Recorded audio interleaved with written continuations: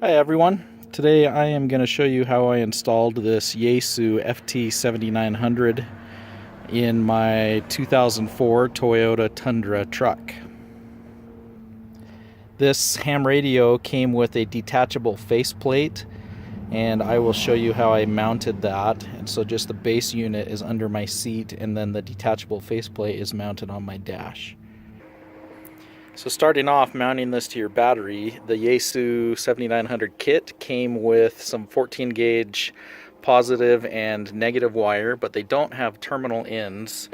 And so I just purchased at the store these 16 to 14 gauge terminal ends and then crimped those on the wire and then put on, after crimping, just some electrical tape. So there's my positive to my positive lead, and then the negative is hooked to my ground right there. And then on this, the kit came with just about a foot or so down the wires, there is a fuse box and little fuse compartments, and they came with 2 extra fuses.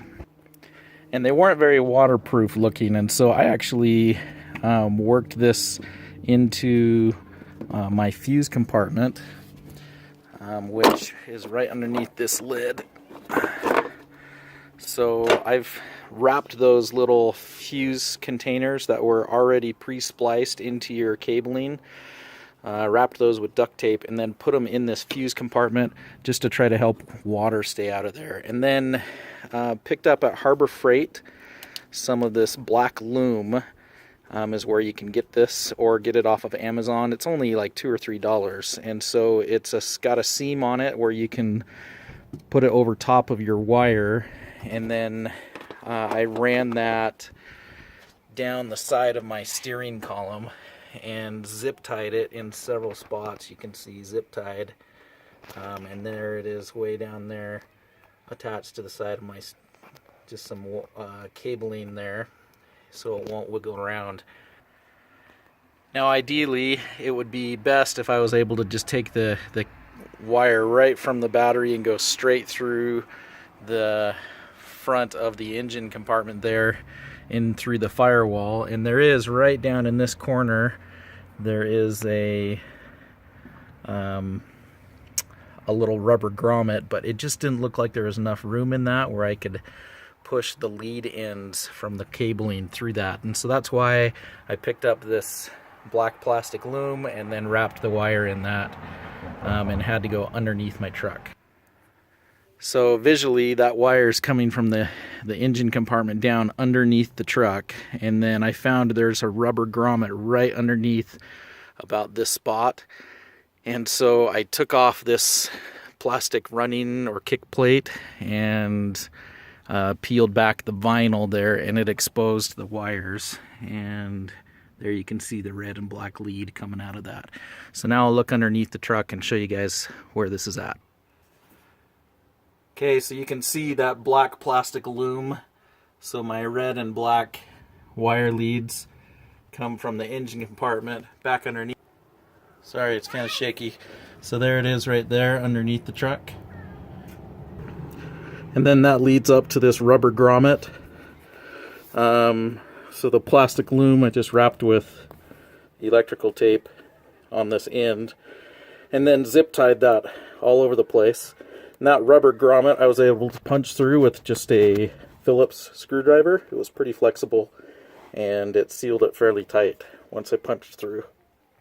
So then again, it came up underneath the truck, peeled back those vinyl flooring layers, and then was able to bring my wiring back over to here and install my base unit.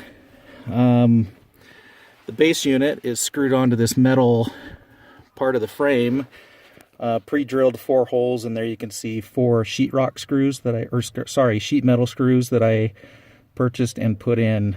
It's mounted so there's a little bit of space underneath for the heat sink, and then there's a fan in the back of this unit to dissipate heat. And then the speaker is on the top. I did find, driving down the freeway, that this speaker right underneath the front of the seat, I just couldn't hear well enough. And so I installed just over here an external speaker That's much louder and positioned where I can hear it better. The package did come with, you can see that white clip end at the end of your red terminal. So the wires do come with an end where you can plug it into your base unit, and it's solid right there. It's not going anywhere. So the faceplate, if it's attached to this, would be right on the front here, but instead I have it up on my dash. So I did try to run some cabling underneath this vinyl flooring, and it was really tough to get through. So I ended up going up underneath this little console, past my stick shift. Those couple of wires right there are really the only thing that you can see as far as wires on this installation. So then it runs up underneath my dash. It comes up from the bottom and then goes in behind the dash. This was not the factory radio, that was a secondary install. And so just mounted that faceplate right there, and it just detaches from this unit and then clips back in place if you need to remove it.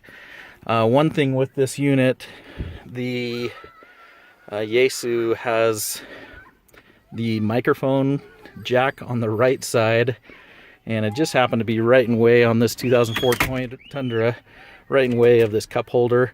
And so I ended up mounting the microphone over on the left, and it did come with this microphone mount, which hooks securely right there. And this works well for me. So the way to get your wire behind this on a Toyota 2004 Tundra, right underneath, it's a little hard to see, underneath there are some screws.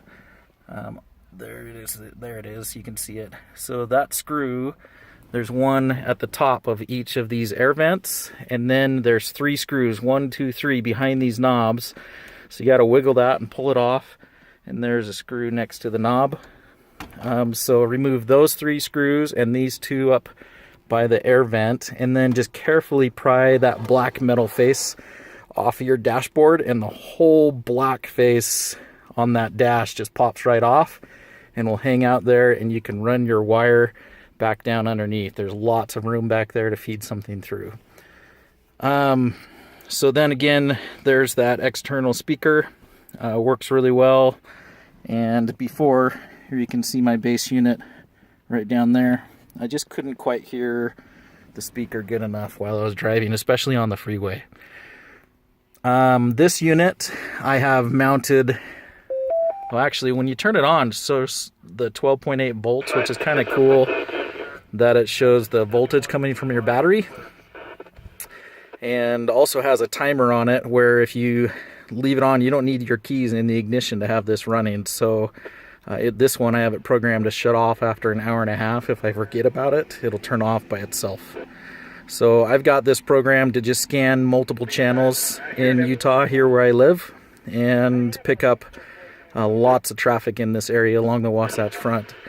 Right now I'm just using a external mag mount antenna, so it runs underneath my seat, and I've got some redneck duct tape right there going up and out the passenger side door. And that leads to this tram dual band mag mount antenna. That one I've had on for several months, and it hasn't moved an inch. It's been really well for me. Got it off of Amazon for just under $30. Overall, pretty clean install. The only wires you can see are just those right there between the speaker and the stick shift. And been pleased with the radio. It's a nice setup. So hope that helps, and maybe I'll hear you on the airwaves. This is KI7 RED.